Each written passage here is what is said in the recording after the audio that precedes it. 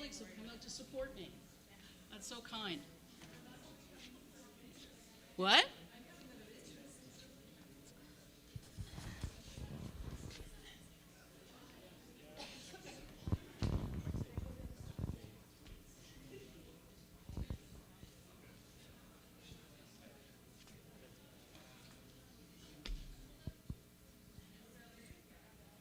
Here comes the troublemaker.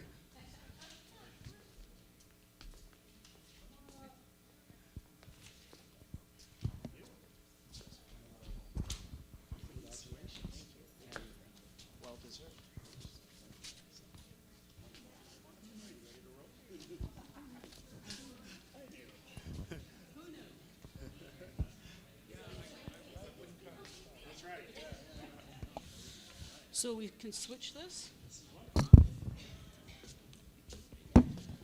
You got everything you need, your PowerPoint.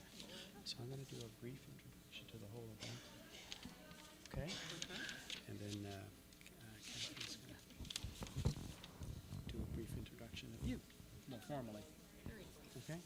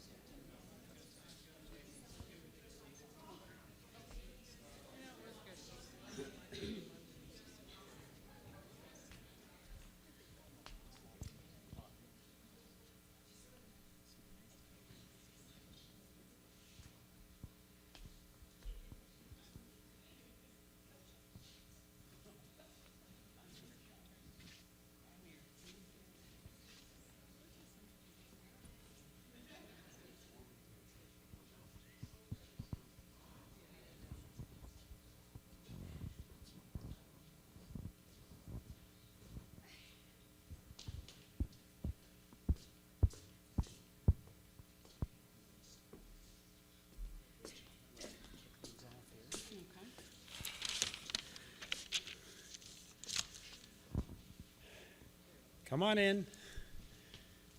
Don't be shy.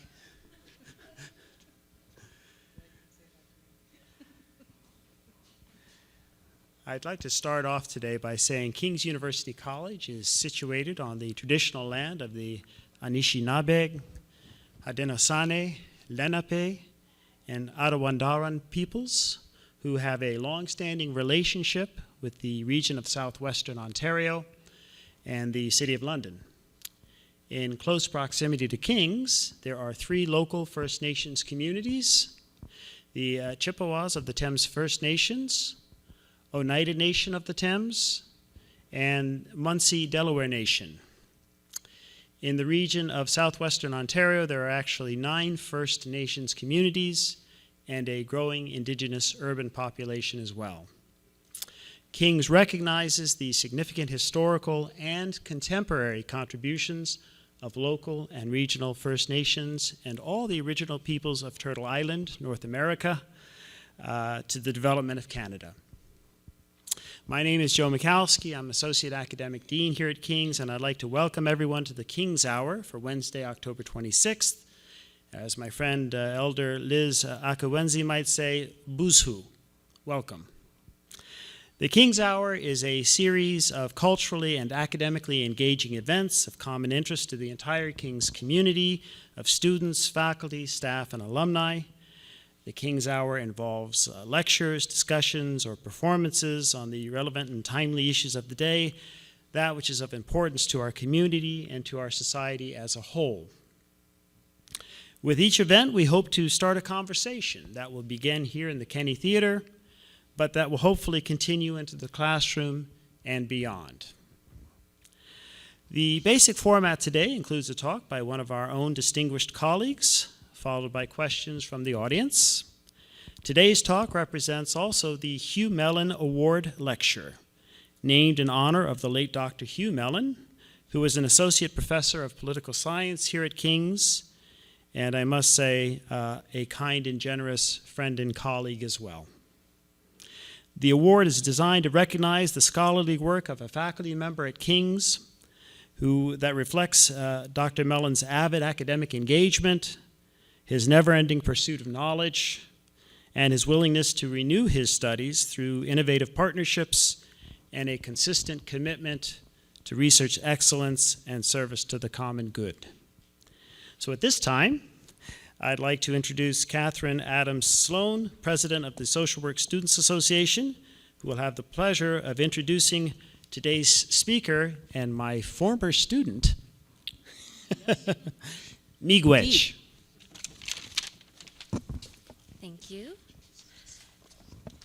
I'm going to start off today by saying I am so nervous to be on this stage with Rachel Birnbaum, who I have been expressly warned not to toot any bells or whistles about. However, I have to say that she makes me nervous only because I am so impressed by the ethical research and the caliber of research that she conducts. In my opinion, great research has the power to inform and transform. It can identify and illustrate, and at times it can confront and condemn. Perhaps most importantly to us social worker types, it can be a powerful method for increasing understanding and creating opportunities for dialogue that leads to positive social change. It is my honor and pleasure to introduce to you today Dr. Rachel Birnbaum. As I have been cautioned not to talk about those bells and whistles, I will do a very small minimum. I do believe Miss Birnbaum, Dr. Birnbaum, was inducted into the Royal Society of Canada, the College of New Scholars, Artists and Scientists for 2016. She is cross-appointed to the School of Social Work and to the Department of Social Institutions, I'm so nervous. The Department of Childhood and Social Institutions. And she is the past president of the Ontario College of Social Workers and Social Service Workers. What Dr. Birnbaum will be talking about today is something that is very close to my own heart. It's something where children have not always had a voice in the proceedings of separation and divorce. And this is basically her opportunity to talk to you about what she can better explain than I can do fumbling over someone who is one of my idols. So, without further ado, I will let Dr. Birnbaum rightfully take the stage. That's very, very kind of you. Thank you. Very kind. So, how many people here have a friend, a relative, someone they know who's been separated or divorced? Okay, so essentially what I see it as is a public health crisis. Why? Because it involves employment issues. You have to take time off to support your friend or relative. You might be looking after their children. It might even involve children who've been involved in the youth criminal justice system. Maybe there's been an issue of where Children's Aid Society was investigating, or you had to make a referral, or there's been a custody and access dispute. It covers just about every ministry, every government level you could possibly imagine. So where did I fit into all of this? Well, many, many years ago, as Joe had started with, I was a student of his. And at that time, I was a clinician before I ever became an academic. And I've always been involved in family justice issues. And my burning question was always, how do we know that we're making a difference in the lives of children, in the lives of these parents, and are the services that we're offering them, are they meaningful? Are they helping these children and families to be able to move on with their lives? And it was always that question that's been sticking with me ever since I can remember, and I've been basically, all the research that I do is all applied. I speak to children, I ask them what they think about what's going on in their lives, in the system, how they're being treated in the system, whether they're being heard or not. I ask parents the exact same questions. I ask lawyers, what responsibility do they have to make the system better? What are they doing and not doing? I even speak with judges. I've been fortunate to present at many judicial educational seminars, talking with them about what they can do to help families, what doesn't work, what works. So that's basically what my research has always been about, very much involved with trying to figure out what's working and what isn't for many of these children and families. So, briefly, what I want to spend a little bit of time talking about today is all about children and their participation. So how do lawyers view them? How do judges view them? And what children have to say? And there is no simple, easy answer. A lot of it depends on the services that we have, the professionals that are comfortable or not comfortable in terms of talking with children, providing services for children, as well as the resources that we have. And every province across Canada, much like anywhere else in the globe, and I've done research all over the globe, we keep running up against the same problems. We don't have enough resources to deal with a public health crisis. And that's, to me, is what it's all about. And how can we then deal with some of these issues? So why should we be listening to these children? Well, aside from the fact that we have the United Nations Convention on the Rights of the Child that says that they should be heard, then my question was always, so what does that actually mean in the real world? What does it mean to these children? And how are they being heard? And if so, does anybody listen to them? And is anybody following up? And that's important because it builds on their self-esteem, it builds on their self-worth, and we know this from much of the research that's been going on. And their views are important to the decision makers, particularly to judges. Yes, judges really do want to hear what children have to say. They're a little bit tepid when it comes to actually interviewing them, and that's what I'm going to talk about first in terms of judicial interviews. So how are they basically heard in the family court system? So when parents separate and divorce, and many of them do very simply, they figure out ways. As a matter of fact, probably 95% have figured out a way and they just get on with their lives. But there are 5, sometimes up to 8% of the population that does involve where they're having difficulty trying to sort out where children should live, what kind of parenting arrangements there should be, etc., and have all kinds of issues around this. And so how are children's then voices heard? Well, it could be hearsay, parents coming to court and saying, this is what, Johnny had said. It could also be about, sometimes some parents will do a video. It's very popular now. Judges love it. They never had any evidence before. Now all of a sudden everybody shows up with their iPhones and here, go ahead and talk, let me take pictures, see how wonderful. But that creates another set of problems of how that was done. It creates issues around reliability, whether children were forced into doing this, putting children kind of in the middle, which sometimes also is not good. Or there could be an assessment. For many years I had done, as a clinician, child custody and access assessments where I meet with parents and children and develop a parenting plan for them. Or it could be more recently, views of the child reports, where a mental health clinician will meet with a child only and get the views and preferences of what children have to say to be able to write a report to the court. And that's the most recent project that I've been fortunate to work on.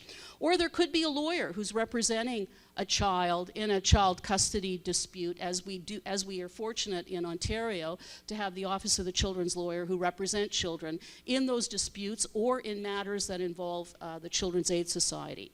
Or they could have a meeting with the judge. And yes, there is legislation here in Ontario, as there is in every province, around whether judges should meet with them, and if so, how they will meet with them. And I'm going to talk a little bit about that research. Or where a child testifies in open court. And that's usually in a criminal justice matter where there's been allegations and concerns about sexual abuse in children. Rarely will you see a child testify in a custody and access dispute. Or there could be a role for children in mediation, where parents are meeting with a neutral third party, and the child will also meet with a mediator to have some of their input heard. So with respect to, all over the globe, there are different ways in terms of how children are being heard. What's very popular out in the West Coast in Canada, British Columbia, Alberta, Saskatchewan, is lawyers who also will be interviewing children and writing some of those reports to the court. Or child-inclusive mediation, what I just spoke of, where a mediator will meet with the child and then meet with the parents to either say what the child has said or to come into a room with the child to help the child support. And there's been a lot of excellent research done by a colleague of mine, Jennifer McIntosh, down in Australia, who's done a lot of excellent work on child-inclusive mediation. And then there's this child specialist in collaborative family law matters, where a mental health clinician is working with families who are trying to resolve the matter outside the court system and are trying to work collaboratively with each of the parents. And then, as I said, there's the Hear the Child, or what I've now called here in Ontario, the Views of the Child report, and I'll talk a little bit about that. Public resources are scarce, as with everything else, and it all depends. We are blessed in Ontario. If you're a family that is separating in Prince Edward Island, good luck to you, because there are no services. They're very expensive. You have to hire your own lawyer or a mental health professional to do an assessment. Here in Ontario, we have the Office of the Children's Lawyer, which provides government-funded services. We have lawyers that represent kids. We have multitude of services. Here in London, we have an excellent London Court Clinic that offers excellent services to families who are in need for a period of time. And again, we have a scattering of social work. What we used to have, social work reports, government services right in every single province, is now slowly dwindling. So all we really have left is in Quebec, Ontario, and in British Columbia, where mental health clinicians are working. Now there's an excellent book that you can get online. I think it's $15, $20 by Charlotte Hardwick. What she did was she gathered all the letters that children wrote to judges in the United States and put a book together. So every once in a while I'll put up, but it's a really moving where children are sort of pleading, I want to be heard, but I don't want to be stuck in the middle. I don't want to make the decision, but I do want to have someone to listen to what I have to say. So if you get a chance, I would highly recommend it. I think you can get it on Amazon.com for not very much. So my presentation is, are we talking about views and experiences, or are we talking about evidence of the experiences? And I'm talking about views and experience. What children have to say, what they are experiencing. Not that we're looking for evidence and we're going to then assess it and then we're going to document it and investigate it. So that's what this presentation is going to be about. That's what mostly my research is all about, is their views and experiences, hearing from them directly to the decision makers. So there's been many arguments that are against children's participation. And historically, we've always believed that children, should be seen but not heard, that they're chattel. And historically, we've gone through, even theoretically from different disciplines, psychology, we used to teach, that, children, they have to go, there's certain ages and stages, and we know that that's not necessarily the case. There's also concerns that it's not reliable, that they're only telling us what they want to hear, and it's almost like they don't have a voice in any of this, and they just do what their parents are going to decide to do. And I will admit, I have a bias towards it. I want to know how these children are actually feeling and experiencing. And again, sort of the child king. Well, I do see them, that they're the ones that tell us, they are already knowing, they experience, and they can tell us very authentically what they're experiencing during their parents' separation and divorce. This is another sort of clip from the book from Sarah, Please Don't Make Me Choose. We know from the research, and I've looked at it all over the globe, I've done my own, children do not want to choose, but they want to have a say in what's going on in terms of their life. Most children, as I say, do want to say in some of these decisions. They want to be heard because it helps them. It's a very difficult time for children of any age. Oftentimes parents will say to me, well, is it better to separate and divorce when, she's 4 versus when she's 14? Doesn't matter what age it is. It's going to be difficult for them. But you have to be honest in terms of sitting down and explaining to them at what level they're at in terms of what's going on. That's the most important thing, rather than keeping the information from them. Another one of the issues is judicial interviews, which has been a very controversial area here in Canada. In New Zealand, they'd been doing it for a very long time. Germany has judges who've been doing it for a long time. Judges in many of the U.S. states have been doing it. In the state of Ohio, it's they do it automatically without question. And about, I think it was in 2009, I was invited to the Law Society to do a presentation on children's participation. And basically it was all the judges started talking about judicial interviews, and one of the judges from Ohio was speaking. And it was about her experiences. And the Canadian judges, particularly the Ontario judges, because judges came from all over, started slowly putting up their hand and going, well, I interview a child. And then another judge would look and go, what do you mean you interview a child? Who are you to interview a child? You're a judge. You're a decision maker. And it was like people were sort of like coming out of the closet trying to admit it. And I started thinking about it, and I really didn't have an opinion one way or another. And the judge asked me would I like to do some research. So I said sure, as long as I could do a comparison with Ontario. So I went down and interviewed the judges in Ohio and interviewed a whole pile of judges here in Ontario, and I'll talk a little bit about it. As I say, the UN Convention is very clear. Children should be heard. Children should have representation. But in the real world, it doesn't happen that easily. And that's what I slowly discovered through all this research, that we have this convention. There's been very little follow-up, even across the globe, in terms of how children are heard, whether they are heard, how often, and who does any follow-up when they are heard. How are children adapting to whatever decisions have been made with them or not? In Quebec, we're very fortunate. It is a presumptive right for judges to hear children and for lawyers to have a relationship with children in terms of solicitor-client relationship. So children get to instruct their lawyer. And that's not the same as it is in Ontario, where sometimes it's a best interest guardian, where the lawyer will then collect information and provide context, versus in Alberta, where it's a solicitor-client relationship, but many of the lawyers aren't comfortable with that, particularly in child welfare cases. They feel that they should also be gathering some evidence. But, so that's why I call it two solitudes. We really do live, depending on what province you're in, depending on the role of the lawyer, the role of the court, the role of the judge, becomes very, very different how children get treated. Here in Ontario, the legislation is very discretionary. So a judge, in law, you immediately hear two words, may and shall. Shall is in Ohio, you shall meet with a child. In Ontario, you may meet with a child. And if you do meet with a child, then it should be recorded, etc. There's certain evidentiary issues that have to go along with that. And in outside of Quebec, while it's been slowly building, I mean, I started the research on judicial interviews in 2009, and every 5 years I kind of do an update. It's been slowly building. It's still a bit controversial with some judges, but more and more judges are now interviewing children, and typically they're around 12, 13, 14 years of age to hear what they have to say.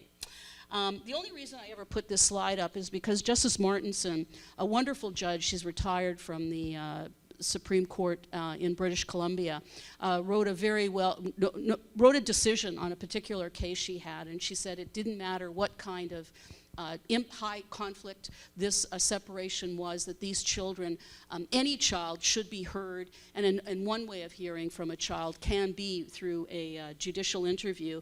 And then of course she quoted a lot of the work that I was doing. So it was, so I always use that as I've got to put that slide up because it's got me in it. So now I should tell you that it's not me alone that does this research. Yes, I alone do the interviews with children, with lawyers, with judges, but I work with a tremendous, tremendous interdisciplinary group of researchers.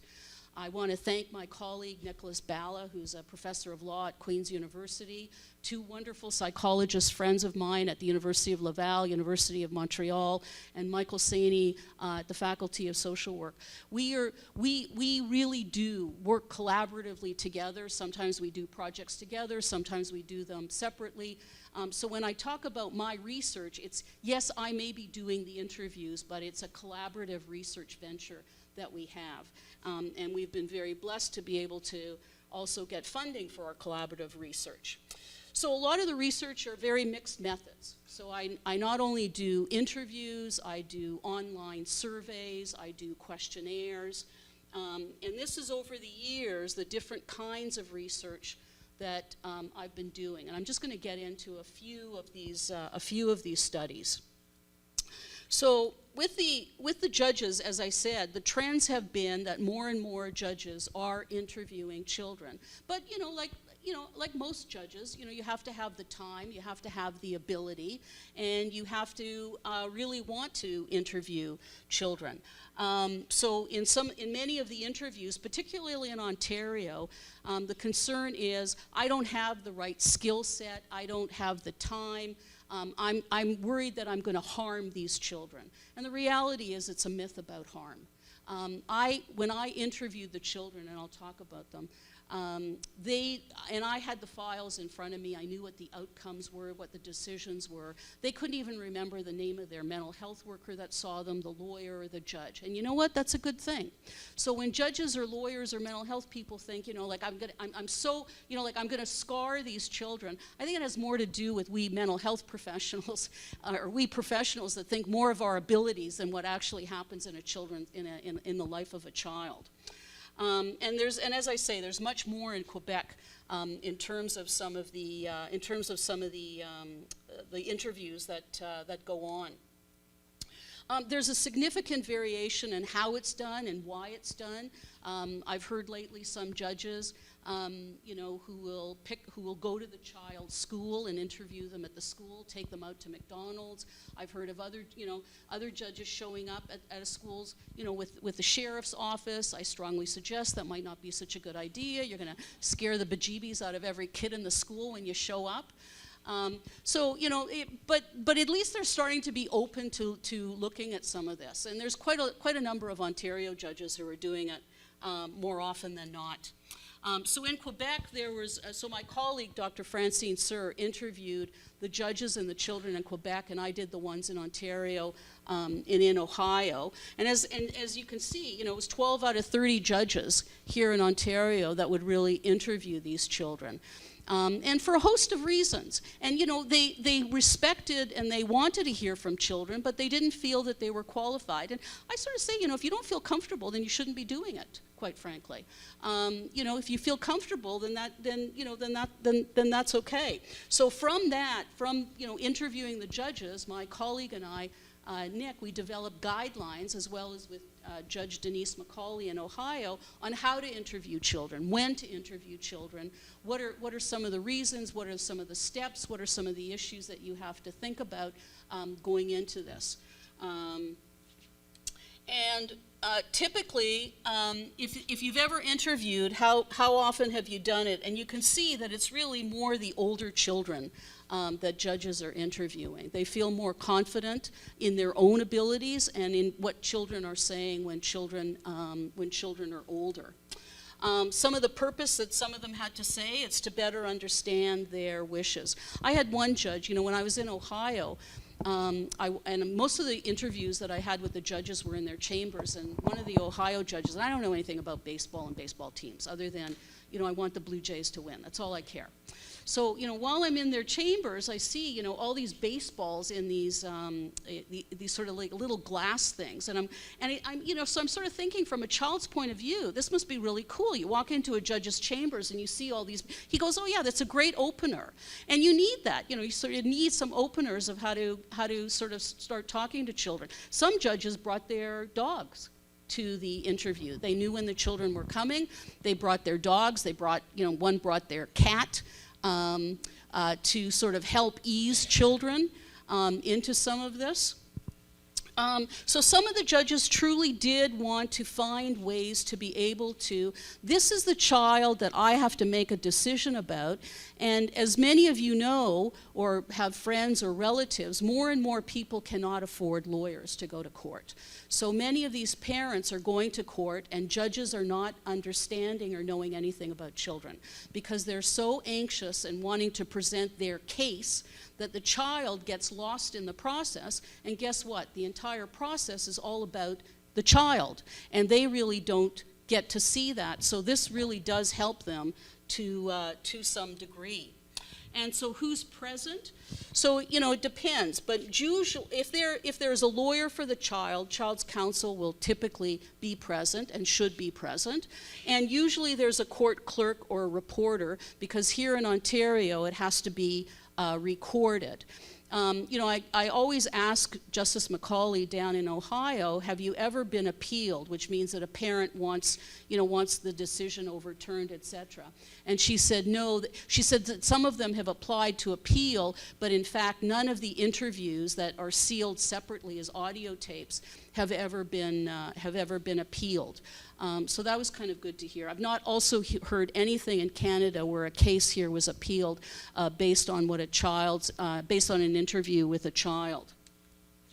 In Quebec, no judges permit parents to be present. So some judges will have parents present, but the vast majority, but typically they don't. Sometimes they will allow the lawyer to be present, and sometimes they will say, lawyer X, do you have any questions? And then it's certainly up to the judge whether he or she asks those questions, but typically the lawyers will sit in the back and they're kind of mute.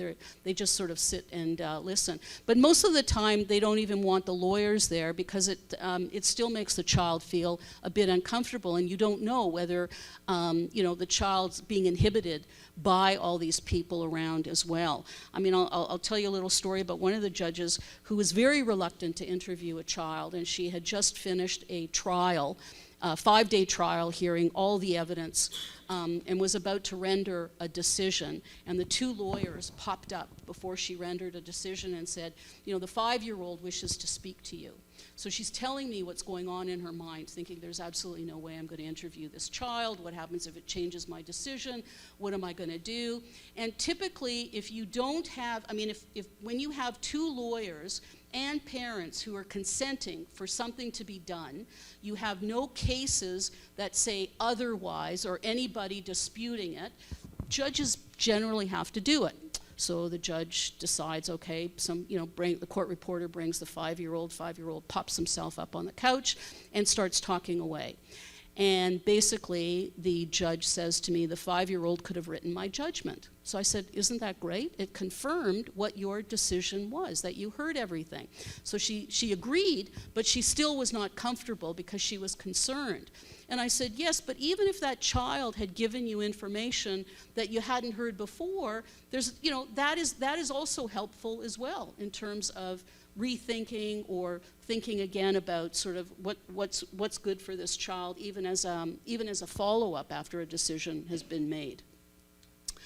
So if you meet the children, at what stage in the process do you meet them? And it's typically at a case conference or at the trial stage. So where you've heard basically everything, and again, because more and more parents are coming to court without lawyers, the judges really don't have a good sense of what's going on.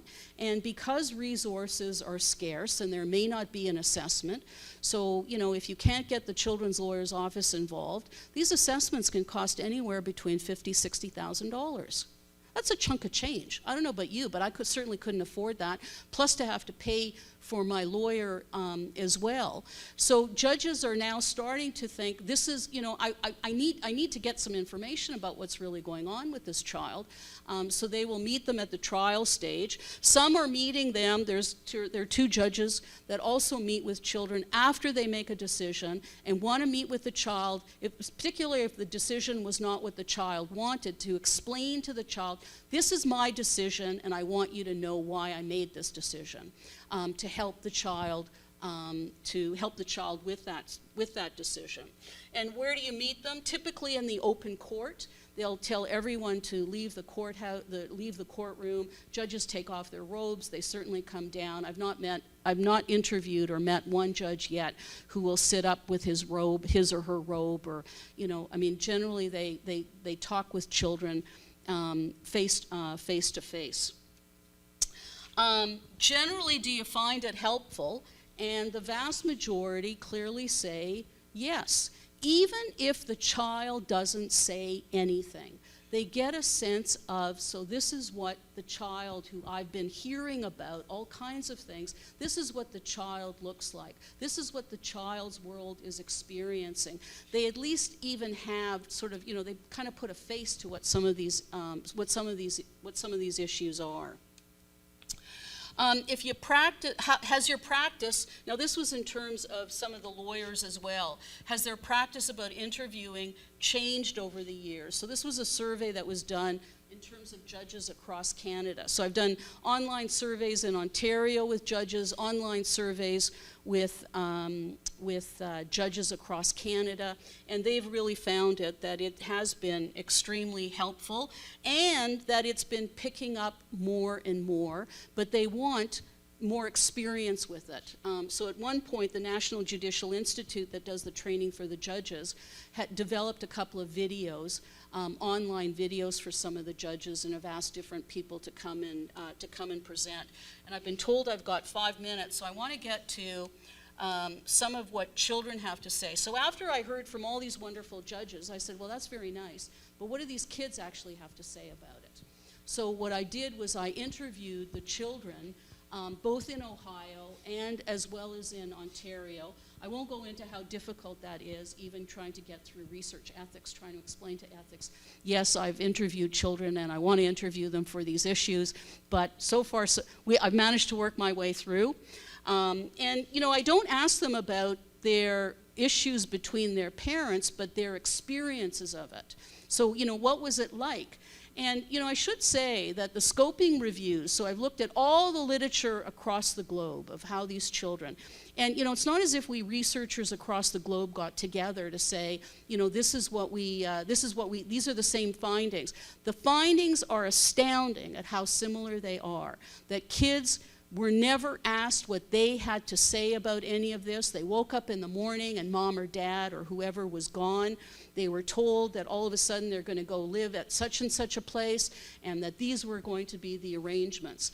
And it's astounding how all these, how much similar it was across whether any country, whether it was in Taiwan, whether it was in Australia, whether it was in the United States, how similar it was.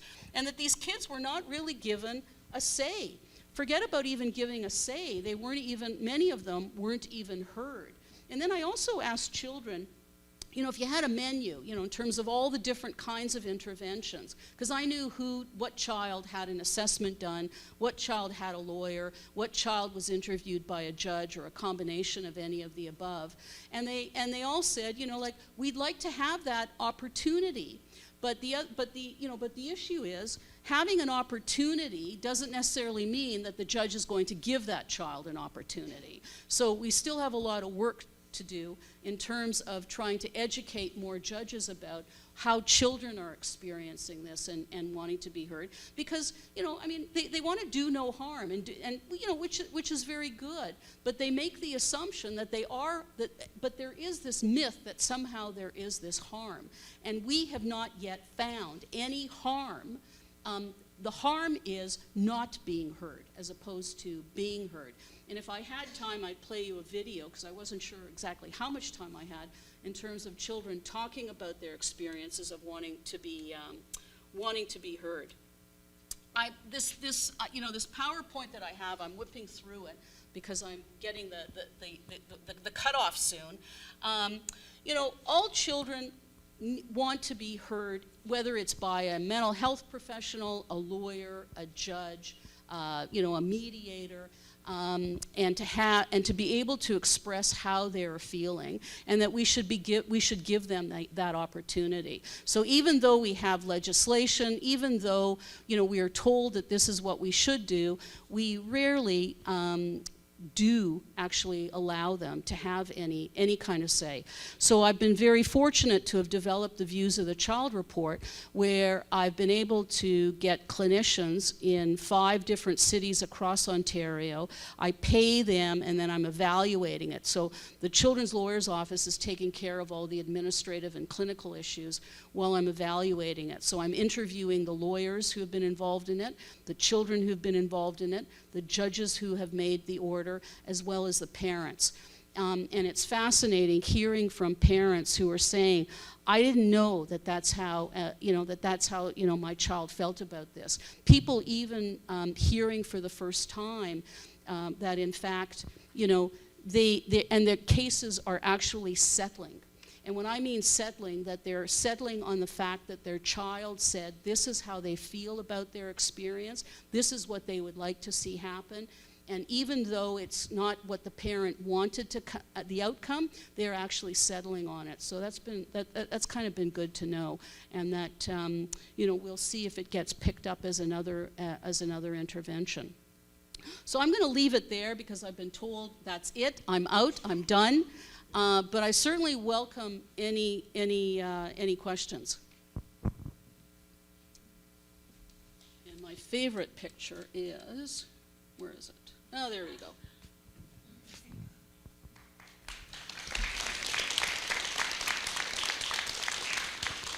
Whipped through, 20 years of research? Andrew.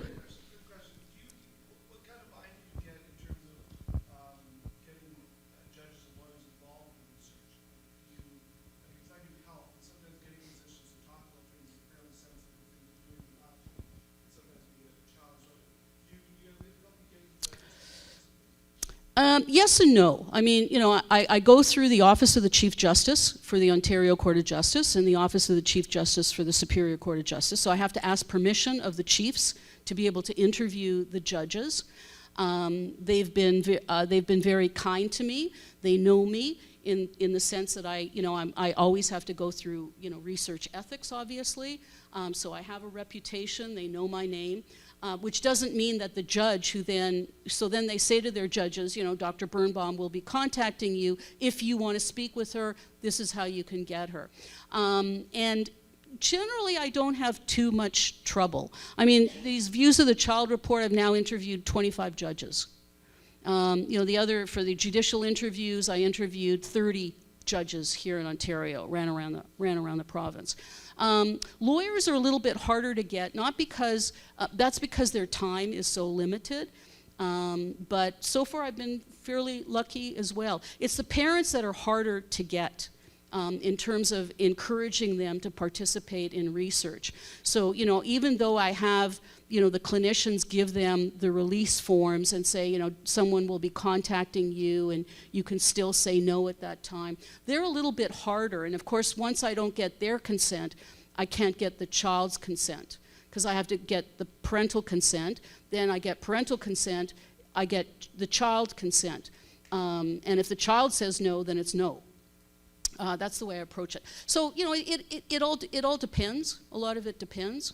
If I have to do retrospective research, it's really, really difficult. because a lot of families move very quickly, so addresses are old, phone numbers are old. It becomes a bit of a challenge. David, yes. Do you find that legislation is going to change from may to shall? Not likely. Legislation is extremely difficult to change. I mean, look at the Divorce Act. We're still way back in the days of custody and access.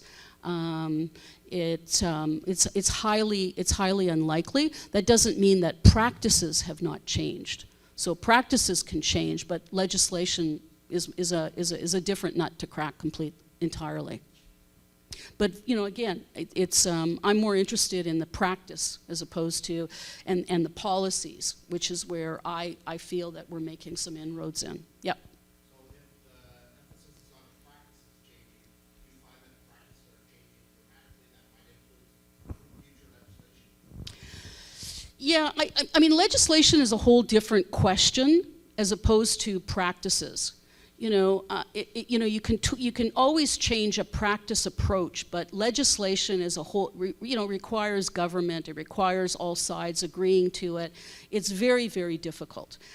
So I'm quite happy that I have an impact on policies that happen. I mean, out of the judicial interviewing, the government developed guidelines and policies. So even though it's a may in Ontario, they still develop guidelines and policies. They have our article on the National Judicial Council website that they refer to when it talks about what are the best practices, what are good practices to do this if you're going to interview kids. So that to me is equally, if not as important, than legislative change. Any other questions? Yeah.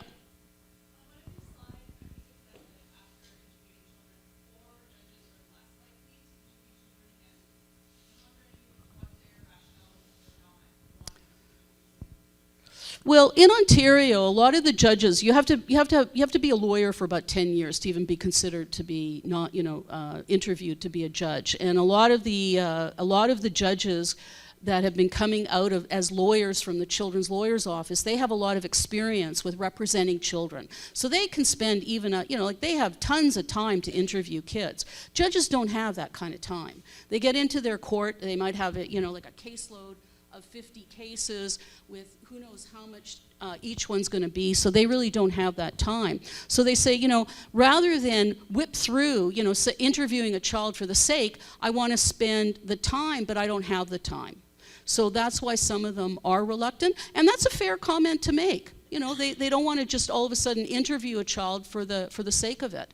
They want to do it in a thoughtful way. They want to give time to the child, but you really do have to make time. I mean, they've got a crazy they've got a crazy schedule with a lot of cases before them. So they have to fit these times either early in the morning before 10 o'clock sitting or after hours. And then my concern with after hours, after 4 o'clock, is, the child's been at school all day, they're tired, they're hungry, they're not interested in going to talk to somebody. All they want to do is either play or eat or watch TV or, meet with their friends or something. So, but that's mostly the reason why. And some judges absolutely refuse to do it. And quite frankly, the ones that absolutely refuse to do it, I wouldn't want them to. It's a skill, it's an art, it's a science to be able to interview children. Not everybody has that ability. Even for people to say, well, I have children, so therefore I could interview. It's not the same thing. You're talking to a child about an issue, a very real issue that's happened to them. It's not the same kind of interview that you're having with your own child about a particular topic. So I teach a fourth-year research course in applications of psychological science. That a lot of the students in the course and course alums are here. So I'm wondering, can you speak to maybe the challenges and rewards of both doing applied research, but also sharing the findings of that research with people who can actually use them? Well, that to me is, if I'm going to do research, I have to share it. And I want to give that feedback too. So oftentimes when I've done the interviewing with children, I will call them back. And I always say to kids, do you want me to send you a little précis of what the results are? And I have sent children a précis. When I'm interviewing judges, I'll do a presentation at one of their judicial conferences and give them that feedback. Of course, it's all anonymous and confidential. And the same thing with lawyers. My next project, I'm planning to book the Law Society and do a webcast of the presentation of my findings from the Views of the Child report to invite not just the funders but the government to think about it as another kind of intervention. To be able to hear. I think it goes hand in hand. If you're going to do applied research, I'll be honest, I don't write for my colleagues. I have great respect for all of you, but I'm not interested in what you think. I'm more interested in what practitioners have to say and how you can use it or not use it. That to me is who I write. That's my audience, not my academic friends, even though I love you all. Last question I've been told, and it'll definitely be from my former, who got me into all this trouble to begin with, Dr. Mikowski. I have a question. I'm just wondering on the ethical side, and you've been investigating this, in terms of the risk to the children when they disclose information. So in other words, I know as a kid, and the kids that I've had and so on, they don't even want to be my Facebook friends. Yeah. Does that information get back to the parents, and are there any implications in terms of what might happen to the kids? So for all those people from the Ethics Research Committee, I have been following my ethical protocols. So the first thing on the information to parents is, if you say anything to me about any kind of abuse, I immediately will report it to the Children's Aid Society. Any research that I'm doing of any kind. I've got law students in the courts as we speak today. It's the same issue. I have questions to ask you, but the minute you say anything to me about child abuse, I'm going to phone Rachel, we got to report it. When it comes to children, it's the same issue that I say to children in their release forms. Anything that you say to me. Or if I hear, because I have 25 years of counseling with children, I'm very attuned to where children are, if there's any kind, and there was one child actually who I was interviewing earlier who, was telling me they're having a hard time at school, they're getting more and more into trouble. So you start asking questions, who are you able to talk to anybody? Yeah, I'm seeing Dr. So-and-so, so that's fine.